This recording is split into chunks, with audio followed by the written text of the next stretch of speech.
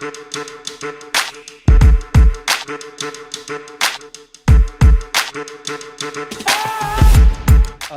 the past, I've spoken about our bail system, and anybody who knows anything about criminal justice knows where I'm going with this. There's a presumption of innocence that's very basic tenet about our country. The concept that you're innocent until proven guilty. Unfortunately, that concept of innocence until proven guilty does not apply at all for those people who can't afford to make bail and instead are left to rot away essentially in jail while they're awaiting their court date.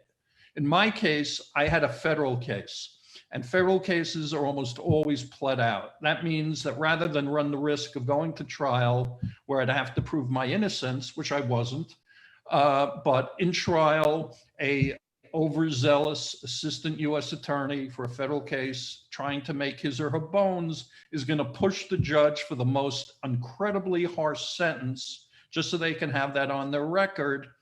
Now, a person could either face that or they will admit their guilt, whether they're guilty or not, in order to accept a much lighter sentence. There are many people who, however, are in the criminal justice system, and for whatever reason, they insist on having their day in court. Now, in order for the court and the government to feel comfortable that the person charged will actually show up for their day in court, they demand that there is a cash bail or other assets are put up as collateral to ensure that they're going to show up in court.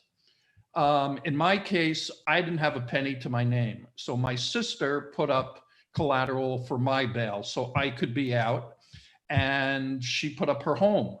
And the court knew that I was not about to jeopardize her home, that I would not disappear. And that's in fact the case.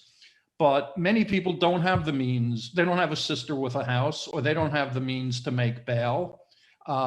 Disproportionately, from a statistical point of view, these are people of color. And as a result, then they stay locked up as if they had already been found guilty, when in fact that had never, ever occurred until they have their day in court. Sometimes that can take years before they have their day in court. So they're sitting in a jail, a place like Rikers Island, where I was, which is unimaginably a bad place.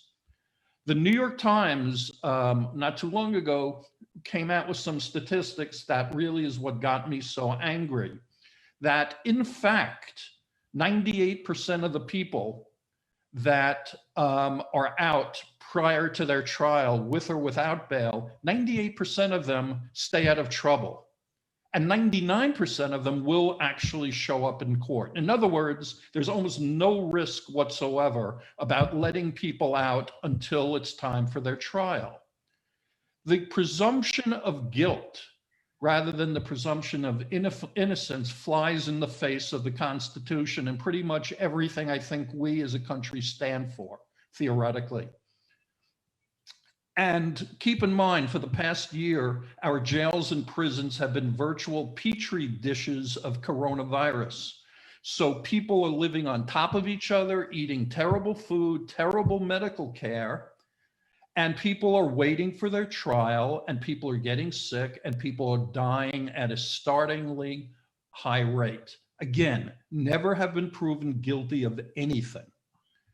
Now, a lot of states have done away with cash bail, but still, most still have it. I took a look at the Constitution, believe it or not, because I had to see what the Constitution said about this. The Eighth Amendment says excessive bail shall not be required. Now, what's excessive?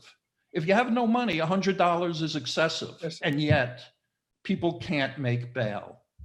If you're waiting in jail for months or years for your trial, there's also a very good chance you're going to get in trouble, which is just going to add to your legal problem. So all of a sudden now you are guilty of something. Or maybe you're going to piss off another inmate or a guard, and now you're going to have real trouble and you're going to have your head bashed in. Again, you've never been proven guilty of anything. Now, I can't see how anyone could possibly think this is right or fair. Does the Constitution, to say nothing of our morals, actually have any meaning? Or what kind of country are we at this point?